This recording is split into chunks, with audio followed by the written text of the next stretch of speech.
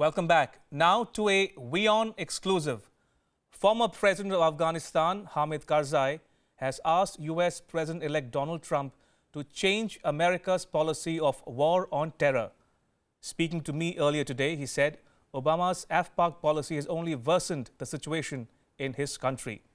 Trump will be inaugurated on Friday. In an oblique reference to Pakistan, Mr. Karzai said that the new U.S. government should target countries that train, equip and give sanctuaries to terrorists who attack both Afghanistan and India. Here is a full interview.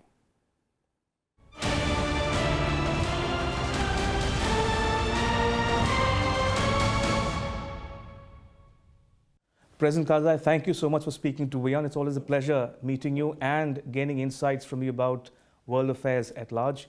May I begin by drawing your attention to what Prime Minister Narendra Modi of India said yesterday at the Raisina Dialogue, where he gave an overview of sorts about India's foreign policy.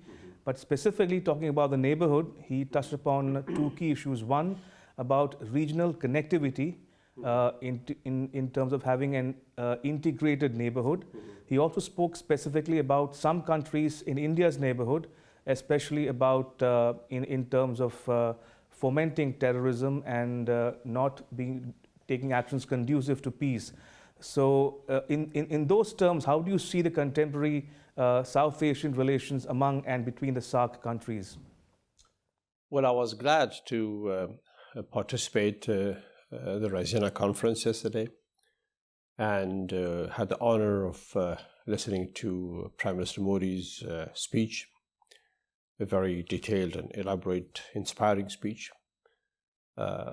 As I was listening to his views and national desires and regional desires on the future of this region, all of us, I was in total agreement. Therefore, if this region is to grow further, if our future generations are to see a better day than we have for us today, then all of us need to cooperate. And let me be very clear. A country that's a neighbor with both of us, India and Afghanistan, Pakistan. They're two our people. They're two our generations after generations, people coming.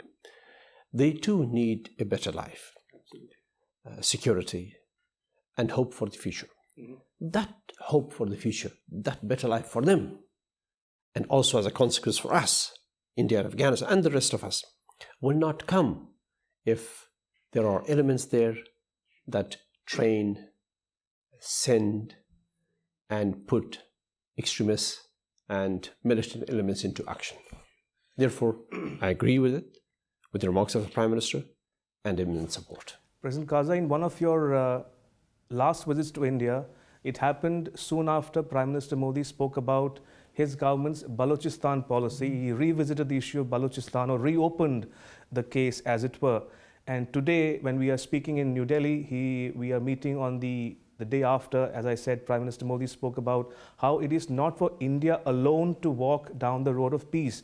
Pakistan needs to equally respond in kind and to desist or refrain from carrying out terror activities, not only against India, but equally directed against countries in its neighborhood, including Afghanistan. So what's your sense you're getting about the role, good or bad, of Pakistan in South Asia today, and what needs to be done to sort of reorient its policies, as it were?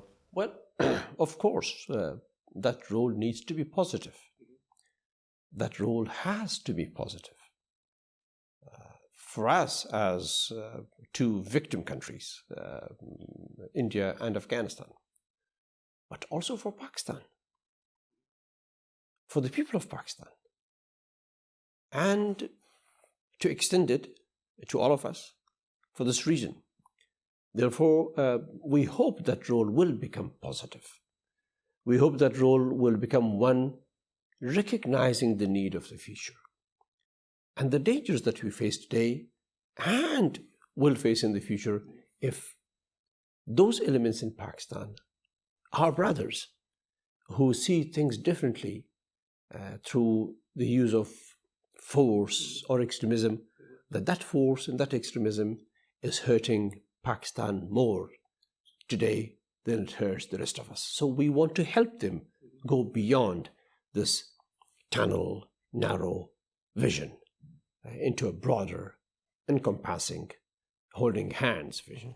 And between the time you occupy the office of the president and now when you handed over the reins to President Ghani, how do you see Pakistan's role in the neighborhood? For instance, how do you see specifically about its role in the peace and reconciliation talks that are being held and renewed every few months and years with the Taliban, for instance? Well, obviously, we have failed in that. Obviously, Pakistan did not cooperate. Had it cooperated, we would be talking of peace. We would be talking of the hopes that we have for the future. So the fact of the casualties in Afghanistan, the fact of the bomb blasts, suicides, all that means there has not been cooperation, means it was continuity of the bad, not the bringing of the good. And specifically on the roadmap ahead, insofar as talks with Taliban go, what are the specific areas or issues that you want to highlight or you want all the stakeholders to bear in mind when they move forward with the talks, if and when they resume? Those who are Afghans, those who belong to Afghanistan, those who are not controlled by outside agencies and wish to return to peace to Afghanistan, they are part of the Afghan people. We must help them, all of us, to free them from the grips that are holding them maybe hostages and against their own country, their own people and others. That we must help all of us to free and to bring them home. But the more hardcore, totally lost to common sense and good of others, they need to be handled. The extremists and the terrorists, who are mostly not Afghan. Unfortunately, there are people who keep hurting us all around, and this hurting is our responsibility to stop through peaceful means, through means that will not cause more suffering to the surrounding. When we say Pakistan, we don't mean the people of Pakistan. Nobody means the people of Pakistan. The people of Pakistan are as much victims as we all are, as you in India are, as we in Afghanistan are.